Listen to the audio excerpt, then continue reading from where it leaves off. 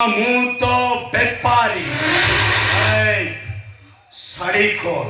नहीं साड़ी खोल। नहीं बस साड़ी खोल।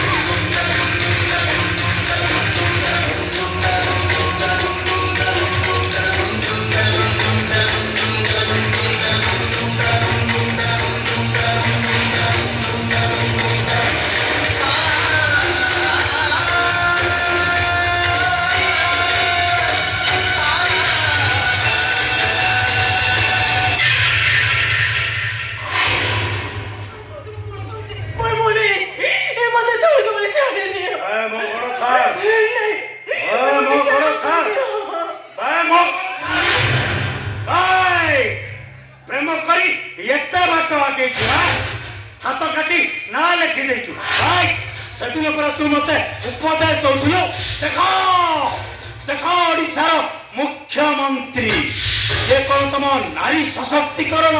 देखो देखो भारतर प्रधानमंत्री ये क्या तुम्हारा अच्छा दिन। देखो देखो जातिर पिता महात्मा गांधी तुम्हें माने घरे आसी या भली गोटे बेश्या को भल भावे आखि पुरे देखी मो साथी लुचकारी किए कहला तुझे से ना लिखा मारिदेवी तोते पार्टी विश्वास करे।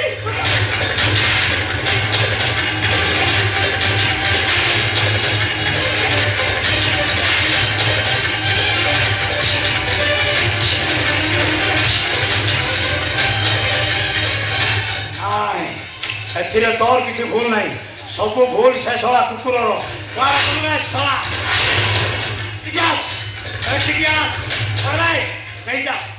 यू आखि सामने बाहर कर आईटा को नहीं कौ गोटे बेश्या कोटी खोली दे बाहर कर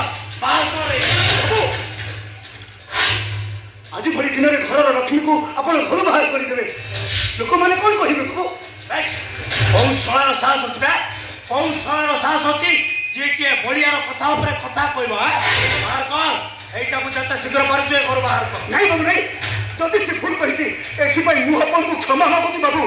ये देखो बाबू मो कान धरुची उठ बस बाबू यथरक क्षमा कर दिंतु बाबू ता ना ए घर मान सम्मान सब किसी चली जीव कौन कहबे ए घर मान सम्मान चली जीव।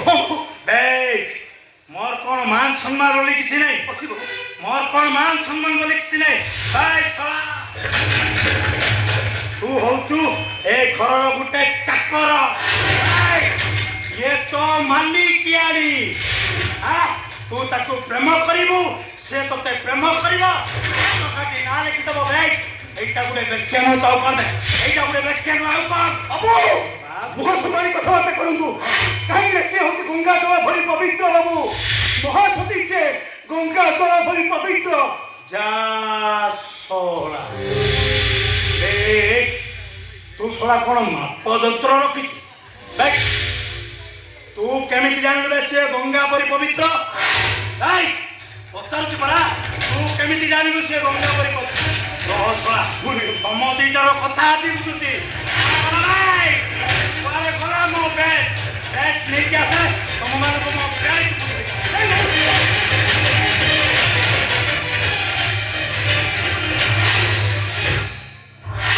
तोते केमिति बुझेबी लोकुनी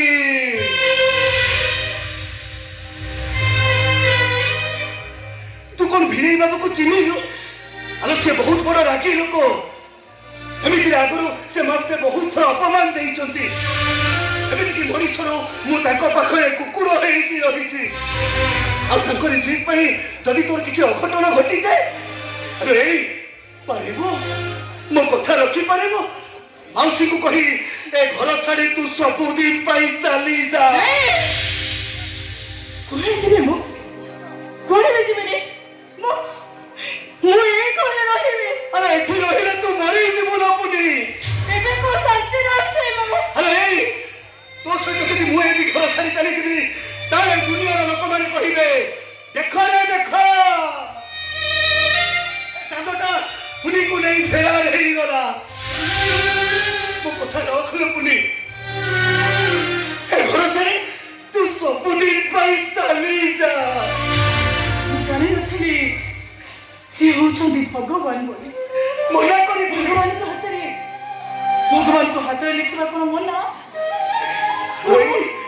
ମୁଁ ତ ଗୋଟେ ଅନାଥ ମଣିଷଟେ, ଡାଳ ପତର ନଥିବା ଗୋଟେ ମୁଁ ଥୁଣ୍ଟା ବର ଗଛ।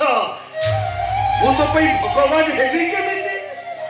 ଏ ସଦୁ ଭାଇ, ତୁ ଯେତେ କହିଲେ ବି ଏ ଘର ଛାଡ଼ି ମୁଁ କୁଆଡ଼େ ବି ଯିବିନି। ମୋ ସ୍ୱାମୀ ଯେତେ ମାଇଲେ ମୁଁ ଏଇଠି ରହିବି। କିଛି ନହେଲେ ନାହିଁ ପଛେ ତତେ ଟିକେ ଦେଖିବାର ତ ମତେ ସୁଯୋଗ ମିଳିଯିବ ନା? ଲୋକୁନି, ସପନ ଦେଖିବାଟା ଭୁଲ ନୁହଁ, ହେଲେ ଡାଳ ରାତିରେ ସପନ ଦେଖିବାଟା ମହାପାପ। ସପନ ଦେଖି ସାକାର କରିବାଟା ଠିକ, ହେଲେ ମରୁଭୂମିର ମରିଚିକା ପଛରେ ଦୌଡ଼ିବା ଏଇଟା ସମ୍ପୂର୍ଣ୍ଣ ଭାବରେ ମହାପାପ। ମରିଯିବୁ ଲୋକୁନି, ମରିଯିବୁ ତ ମରିଯିବୁ।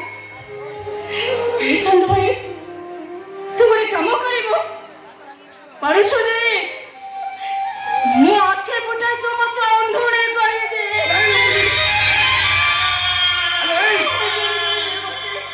ଏ କଥା ଯଦି ଶୁଣି ସାରିବା ପରେ ମୂଷା ମତେ କଣ ଭାବିବେ?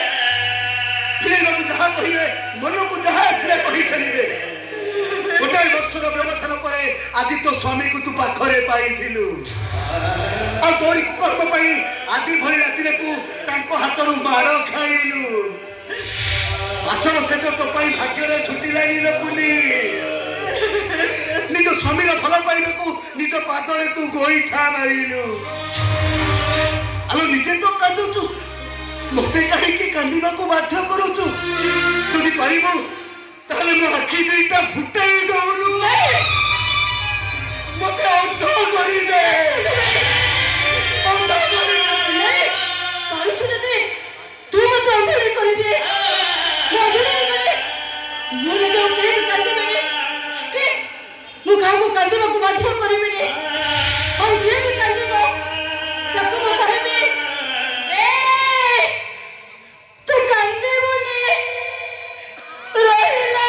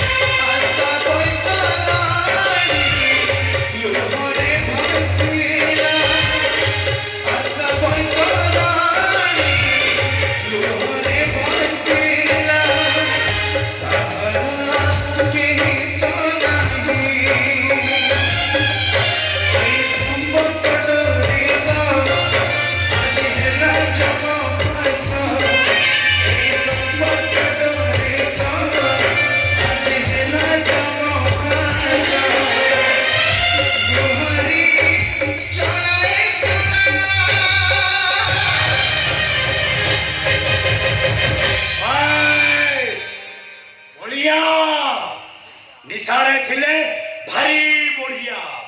निशा बिना मोर लागे ना मन, निशा न पाइले मो